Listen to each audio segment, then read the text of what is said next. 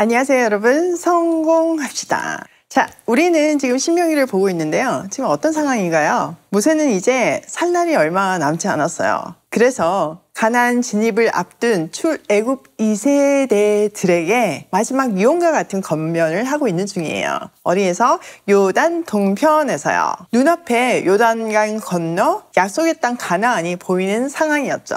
자, 오늘 본문에는요, 가나안 사람들에 대한 진멸이 나오고 있어요. 이거 굉장히 논란이 많이 되는 부분인데요. 왜냐하면은 사랑의 하나님이 왜 이런 명령을 하셨지? 이해가 되지 않기 때문이죠. 자, 본문을 통해서 그렇게 명령하신 이유와 의미를 한번 살펴보도록 해요. 1절, 주 당신들의 하나님이 당신들이 들어가 차지할 땅으로 당신들을 이끌어 들이시고 당신들 앞에서 여러 민족 곧 당신들보다 강하고 수가 많은 7민족인 헷 족속과 기르가스족과 아모리족과 가나안족과 브리스족과 히위족과 여부스족을 다 쫓아내실 것입니다. 자, 분명한 승리를 전제로 말씀하고 계세요. 그런데 그들이 싸워야 할 대상인 가나안 여러 민족들은 이스라엘보다 훨씬 강하고 수도 많대요. 이 말은 인간적으로 이스라엘이 대적해 싸워 이길 수 없는 강력한 군사력을 지닌 민족들이라는 점을 부각하면서 하나님의 은혜 없이는 절대로 이 정복은 불가능하다는 것을 강조하고 있죠. 자, 2절, 주 당신들의 하나님은 그들을 당신들의 손에 넘겨주셔서 당신들이 그들을 치게 하실 것이니 그때 당신들은 그들을 전멸시켜야 합니다. 그들과 어떤 언약도 세우지 말고 그들을 불쌍히 여기지도 마십시오. 자, 하나님께서 가나안 7족속을 이스라엘 백성에게 넘겨주실 건데 그때 조건이 완전히 전멸시켜야 된대요. 그들과는 어떤 언약도 세우지 말고 불쌍히 여기지도 말래요.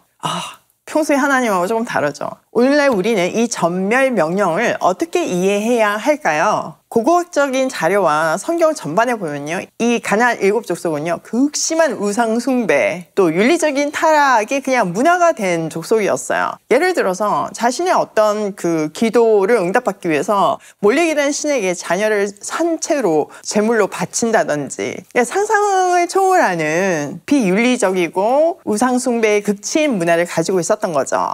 이것이 하나님의 심판을 초래했다고 레위기 18장에서 설명하고 있죠. 레위기 18장에 보면 그들의 문란한 어떤 그 문화가 아주 적나라하게 나타나 있잖아요. 근친상간도 일반적이고 그런 것들이 다 그 종교 의식하고 맞물려 있잖아요. 그러므로 이 전멸은요, 복수나 어떤 정복력으로 행하는 것이 아니라 하나님의 공의를 실현하기 위한 역할임을 강조하고 있어요. 영적인 의미로는 하나님과 전혀 타협할 수 없는 죄와 우상숭배를 완전히 철저히 끊어내야 된다는 메시지를 주고 있는 거죠. 그러니까 이거를 우리에게 적용을 해보면 우리 안에 있는 죄성을 그대로 두지 말고 완전히 제거해버리라는 교훈으로 해석할 수 있어요. 자, 3절, 그들과 혼인관계를 맺어서도 안 됩니다. 당신들 딸을 그들의 아들과 결혼시키지 말고 당신들 아들을 그들의 딸과 결혼시키지도 마십시오. 그렇게 했다가는 그들의 꾀임에 빠져서 당신들의 아들이 주님을 떠나 그들의 신들을 섬기게 될 것이며 그렇게 되면 주님께서 진노하셔서 곧바로 당신들을 멸하실 것입니다. 그러므로 당신들은 그들에게 이렇게 하여야 합니다. 그들의 제단을 허물고 속상을 부수고 아세라 목상을 찢고 우상들을 불사르십시오. 자, 이방인과의 결혼을 금지하고 우상 숭배를 근절하라고 말씀하고 계세요. 먼저 이방인과의 결혼을 금지하는 목적은요, 단순히 혈통 보호가 아니에요. 우상에 물들지 않도록 그 뿌리를, 그 싹을 완전히 제거하는 거죠. 영적 순결의 규정이에요. 실제로 솔로몬을 한번 떠올려 보세요. 솔로몬은 하나님께 지혜를 선물 받은 정말 훌륭한 왕이었지만요, 그 이방 여인과의 결혼이 결국은 우상 숭배로 이어졌잖아요. 그러니까 한 집에서 산다는 거는 그 문화가 섞일 수밖에 없잖아요. 결국은 우상 숭배로 이어질 수 있다는 것을 아주 명확하게 보여주며 금지하고 있는 거죠. 자, 두 번째, 5절에서 언급되고 있는 제단, 우상, 아세라상을 제거하라는 명령은 가나안 종교의 어떤 그런 잔재, 우상 숭배의 잔재를 아예 없애라는 말이에요. 하나님이 중심에 하나님 나라 문화를 만들기 위해서는 죄의 온상을 그 싹을 완전히 없애야 하는 거죠. 그것이 구약의 일관된 가르침이에요. 그러므로 지금 우리도 우상 숭배의 통로가 되는 것들을 단호하게 정리해야 해요. 뭐 물질 만능주의, 세속적인 가치관, 뭐 대세 이런 것들이 우리를 유혹할 수 있잖아요. 사실 우리는 내가 절제할 수 있어 이러면서 완전히 제거하는 것을 조금 꺼려하는 경우가 있어요. 그런데 내가 오늘 절제한다고 해도 내가 연약할 때가 있잖아요. 그때도 절제할 수 있다는 거는 장담할 수 없어요. 내가 그 싹을 완전히 없애지 않았다는 것은 우상 숭배할 마음이 조금은 있다.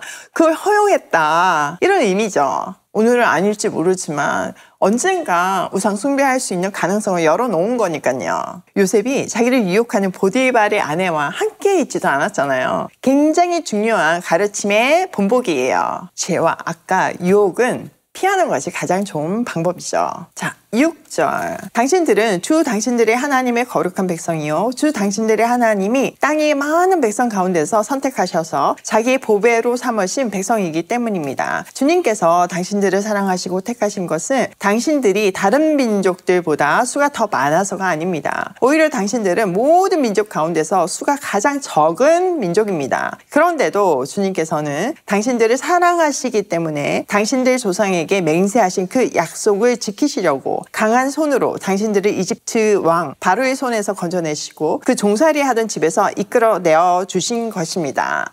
하나님의 택하심, 이스라엘의 특별한 정체성을 강조해서 말하고 있죠. 6절에 보면 당신들은 주 하나님의 거룩한 백성이요 수많은 백성들 중에서 자기 보배로 삼은 백성이래요.